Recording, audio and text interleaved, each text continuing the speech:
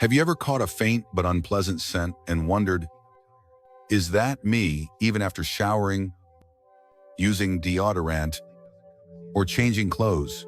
Some women still notice a lingering smell they can't quite explain. If you're over 60, you may be surprised to learn how common this issue really is. And more often than not, it's not due to poor hygiene, but small daily habits we rarely think twice about. Please know this, you're not alone. And there's absolutely no reason to feel ashamed. Today, we're going to explore 7 simple mistakes that may be silently affecting how you smell and how you feel about yourself. Each one has a practical, doctor-approved solution that's easy to apply starting today.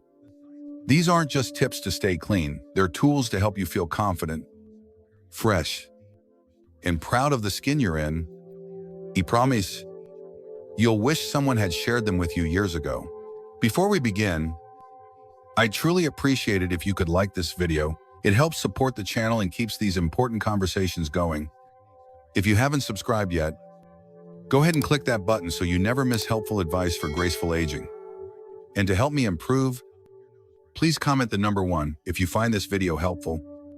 If not, comment 0 so I can make future videos better for you. Now, let's begin because you deserve to feel good in your body. Every single day. When ignoring light leaks, let me start with something many older women silently deal with, but rarely talk about: light bladder leakage. It doesn't sound serious at first. You might think, it's just a tiny drip when I laugh or sneeze. But over time, those little leaks can quietly become a bigger issue, one that affects how you smell, how you feel, and how confident you are in your own skin. For years, I brushed it off. Maybe it happened when I lifted something heavy or drank too much tea. I'd convince myself it was no big deal and move on.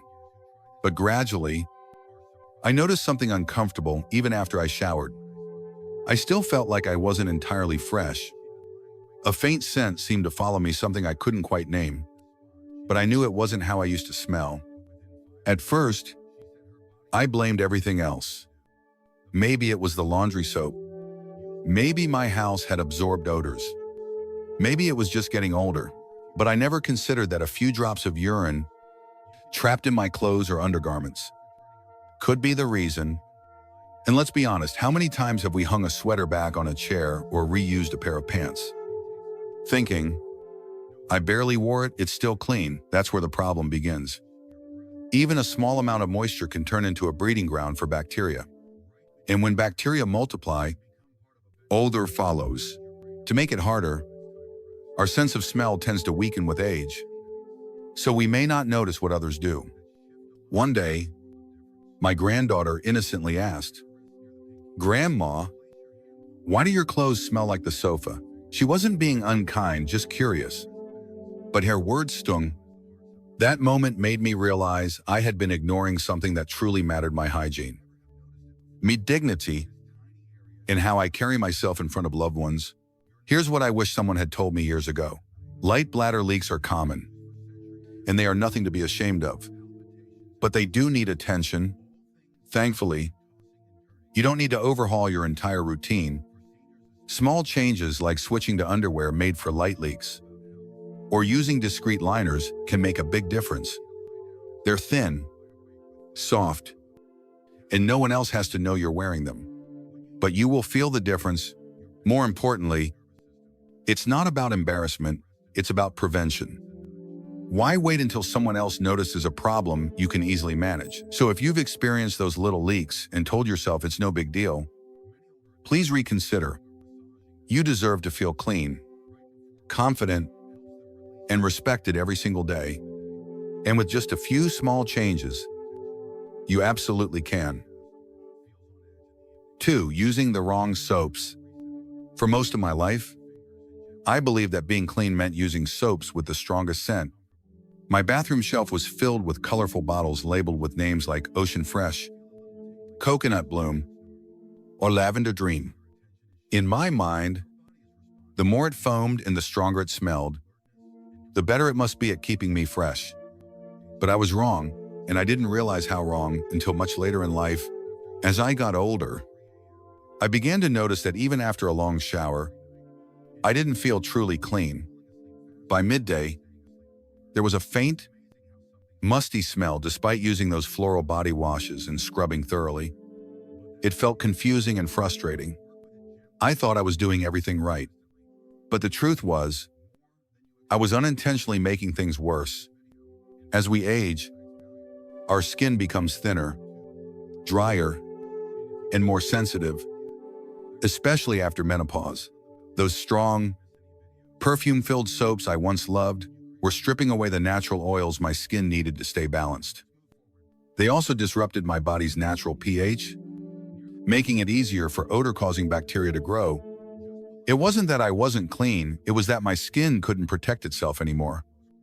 Everything changed after a talk with my doctor. She gently explained that women in our age group need to treat their skin more kindly. Her advice was simple: switch to a gentle, unscented soap or just rinse with warm water. I was hesitant at first. Just warm water really, but I gave it a try and replaced my usual body wash with a fragrance-free cleanser. Within a few days, I noticed a difference. My skin was calmer, less irritated, and that unpleasant midday smell gone. I didn't need extra perfume or multiple showers. I simply felt fresh. What surprised me most was this: sometimes the key to smelling clean isn't about adding more fragrance. It's about removing the irritants that caused the problem in the first place. So if you're still reaching for that bottle of tropical scented soap, consider this your friendly nudge.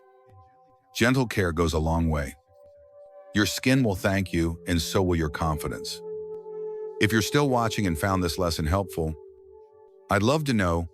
Please comment the number 1 below so I can see you're here with me. And if this wasn't quite what you expected, feel free to comment 0. Your feedback helps me improve future videos just for you. 3. Forgetting to change liners and pads regularly.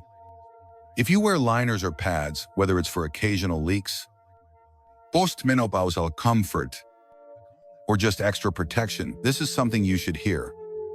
I used to put on a liner in the morning and completely forget about it for the rest of the day. I figured, if it didn't feel wet, it must still be fine. And honestly, I didn't want to use up too many in a week. But here's what I didn't know: even when a liner feels dry, it's still quietly collecting moisture throughout the day. And that trapped warmth, it's the perfect environment for bacteria to grow. And bacteria means odor. After a while, I started noticing a sour smell by the end of the day, especially if I was out running errands or socializing. I became self-conscious, wondering if others could smell it too. I checked my jacket, sniffed my clothes, and questioned whether my deodorant was failing. A conversation with my doctor changed my routine completely. She told me that liners need to be changed every few hours, not just when they feel soaked. It's not about being wasteful. It's about protecting your skin and preventing unpleasant odors before they start. I also learned about reusable cloth liners that are gentle on the skin and more affordable in the long run. Now, I keep a few extras in a small pouch in my purse, so I can change discreetly when needed. The result: no more sour smell, just a feeling of freshness and confidence that lasts from morning until bedtime. So if you're still wearing the same liner all day, it might be time to rethink that habit. Your comfort and hygiene are worth the extra care. 4. Wearing synthetic underwear. For the longest time, I filled my drawer with soft, stretchy underwear made from synthetic materials. They were cheap, colorful, and didn't bunch up. What more could I ask for? I thought I had found the perfect balance of comfort and style. But something wasn't right. Even after showering and changing clothes regularly, I still felt uncomfortable, especially in warmer areas of my body. There was a damp, sticky feeling that wouldn't go away. And worse, there was an odor that seemed to linger. No matter how many sprays of deodorant I used, I blamed everything else. Maybe my laundry soap or something in my diet, but during a checkup, my doctor pointed to the real cause: synthetic fabrics. She explained that materials like polyester and nylon trap heat and moisture close to the skin. That warm, wet environment becomes a perfect place for bacteria to grow, especially for women dealing with light leakage or changes in the skin after menopause. Her advice switched to cotton. I was skeptical. Cotton underwear. That felt like something from a different era, plain and boring. But I gave it a shot. I replaced my synthetic pairs with 100% cotton ones in simple designs. The change was amazing. My skin stayed drier, and the musty odor disappeared. Even better, I found cotton styles that were just as cute and comfortable as the synthetic ones I had before. It turns out, you don't have to give up style for hygiene. Sometimes, the smartest change is the simplest one. So if you're still holding on to synthetic underwear because they're familiar or inexpensive, think again. Your skin, your comfort, and your confidence deserve better. If you're still watching and found this tip helpful, please comment number 2 below to let me know. And if it didn't quite speak to you, comment 0. Your feedback truly matters. 5. Not drinking enough water. For a long time, I believed I was managing my day smartly by drinking less water. It seemed like a clever way to avoid the constant need for bathroom breaks, especially during long outings, social events, or car rides. I thought I was being practical. Less water meant fewer interruptions and fewer chances for those uncomfortable moments when you're suddenly searching for a restroom. It felt like a reasonable compromise, particularly as I got older and noticed some increased bladder sensitivity. But that decision came with hidden costs I hadn't anticipated. At first, I only noticed mild symptoms: fatigue, brain fog, and dry skin. But over time, I started experiencing something much more unpleasant, an odor I couldn't quite explain. No matter how carefully I cleaned myself, something lingered. I assumed it was just one more thing to blame on aging. What I didn't realize is that dehydration can change the way your body smells, and it all begins with your urine. When you don't drink enough fluids, your urine becomes more concentrated. It turns darker in color and takes on a strong, unpleasant scent. That odor doesn't always stay contained either. Even minor leaks, something that can happen with a simple cough or laugh, can leave behind that strong smell, clinging to your clothes or even the furniture you sit on. This wasn't just a hygiene issue. It started affecting how I felt around people. I became more self-conscious, more hesitant to be physically close to anyone. It made me pull back socially, always worrying whether someone else could notice what I was trying to hide. Eventually, I decided to make a simple change. I started keeping a water bottle nearby and made an effort to sip throughout the day. Not huge gulps, just steady, consistent hydration. Within days, I noticed the difference. My urine was clearer, the odor faded, and I even felt more energized. My skin improved, and my mind felt sharper. That one change had a ripple effect. My mood lifted. I stopped feeling ashamed. I felt more like myself again.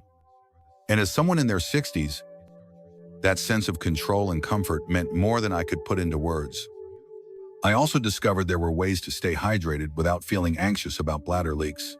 Using up saltant linas, timing bathroom visits strategically, and strengthening pelvic muscles with simple exercises made all the difference. Hydration didn't have to be a threat, it became a gift. We often overlook water because it seems too simple. But sometimes, the most basic habits are the ones our bodies need most. Staying hydrated is not just about quenching thirst. It's about supporting every part of our system, from kidneys and digestion to mental clarity and skin health. So if you've been holding back on drinking water because you're afraid of accidents, I understand. I've been there. But let me gently suggest, give your body what it's asking for. You might be surprised how much better you feel when you do. 6. Sitting too long without washing up.